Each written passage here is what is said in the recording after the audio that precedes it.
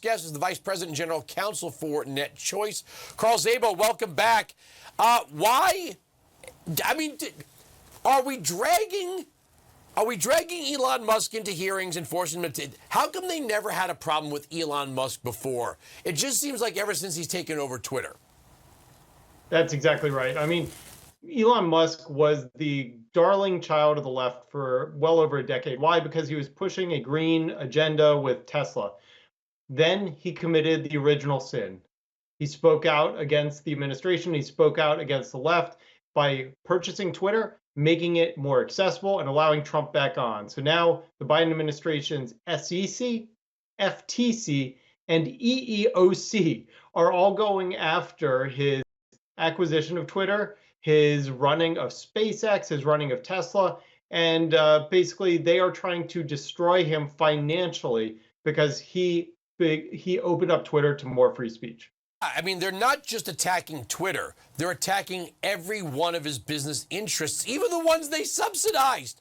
I mean, look, I've said this, and I said this when he took over Twitter. I was like, I am not an Elon Musk fan. Like, wow, he's just this billionaire. I'm like, he is the most subsidized man on planet Earth, okay? Those $25,000 tax credits were enacted for Tesla. So we conservatives used to be shaking our fists at Tesla, being like, no subsidies, no tax credits. Let this company, fight its way out in the free market. But no, the Democrats were like, we have to have tax credits, and Tesla got the most of them. Now Tesla's public enemy number one.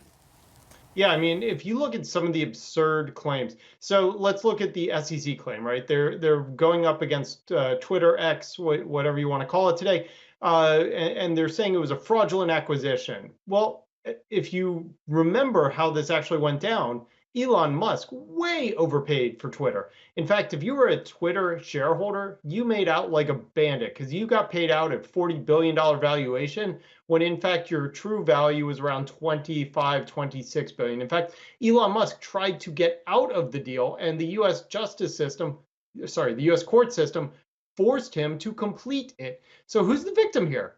Elon Musk, if anybody. So why is the SEC investigating him? It doesn't make any sense. Another case that's being brought against, you mentioned it, SpaceX. The EEOC has brought a case against SpaceX because they are literally not hiring enough, and I could not make this up, illegal immigrants. They are not hiring enough illegal immigrants. Now let's keep in mind what SpaceX does. It launches satellites for the CIA. It launches NASA astronauts. It engages a lot of confidential activity. And yeah, you probably don't want somebody who is literally here illegally having access to that type of information, that type of access behind the curtain. So he's actually in trouble for hiring too many Americans.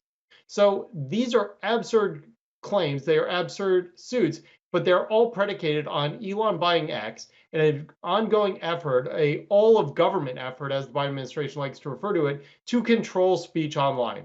The idea is the beatings will continue until free speech is gone on Twitter and you do what we want you to do. That's what this is ultimately about. If I were Elon Musk, I'd say, yeah, I'll launch that Ukrainian military communications website, but don't mind the illegal immigrant Russians that are working for my company. Matt Taibbi, and I give the man credit. He's not a conservative. As a matter of fact, I think he downright hates conservatives. But when he testified before the House of Representatives, he said, look, there's there's disinformation, misinformation, and malinformation. And malinformation is true but inconvenient. Like when Biden said, if you get the vaccine, you can't get or spread COVID. That wasn't true. But they didn't go out and say that because that was malinformation. When they said you have to wear a mask to prevent the spread, and we found out it didn't work, they didn't say, okay, you can take your masks off. We figured out this doesn't really work because that information was true but inconvenient. The Hunter Biden laptop story was dismissed for 2 years as Russian disinformation because it was true and inconvenient. So now what they don't like, and there's always been since the dawn of the internet. Okay, I was in college when the internet became a thing. From the dawn of the internet, there was disinformation. People lying, people saying nasty things, people telling racist jokes, whatever it was.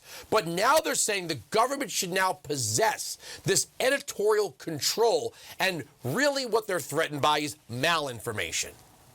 Yeah, an overwhelming majority of Democrats support government censorship of speech online to protect against misinformation or disinformation. That is terrifying. Remember when Democrats used to be the party of free speech, free love, freedom? Well, not anymore. Now that they're in control, they are all about you must toe the line. And you mentioned Matt Taibbi. Once again, he was a beloved liberal. Now he's a pariah because he spoke out against the hierarchy, against the clerics who run the Democratic Party. And so Elon Musk is the latest victim of this. Now, granted, he's a rich guy. He'll probably be fine. But what I worry about is every one of us who uses free speech software, free speech services, and suddenly not being able to access them because the full power of the government is being brought to bear against any business that doesn't engage in the content moderation, the type of censorship that the Biden administration wants. And it's not just Elon Musk. We're seeing this type of action against companies like Google, who runs YouTube. We're seeing it against Facebook. We're seeing it against many different businesses across the spectrum. And it's really, really scary. And it's something that we all must stand up against, because at the end of the day, freedom of speech is the First Amendment. It's the most important of the amendments, because the ability to speak freely is what protects democracy, not the ability to silence viewpoints that we don't like. Well, I like when they say, well, why do you defend hate speech? Well, what is hate speech? Hate speech is any speech they hate. But we don't defend hate speech, we defend free speech. That's the unfortunate side of it, is that people will say hateful things. But in order to maintain the principle, we unfortunately have to tolerate people who say terrible, awful, disgusting, no good things. And, you know, I remember the movie People versus Larry Flint. I don't support what Larry Flint does, but I want to live in a country where I decide for myself, you know? But you start with hate speech. Then you have to put it to a board or a body of people. What is hate speech, right? What is that? And then from there, you just chip away. I got to leave it there. Thanks for joining us. Safe travels. Happy vacation. Actually, I had to cut that short because I got to play this clip of Hillary Clinton saying it's time to re-educate you people. It's said that the main contenders for his position are Jim Jordan, who you know very well from Benghazi. Oh, I don't know him well. I watched him and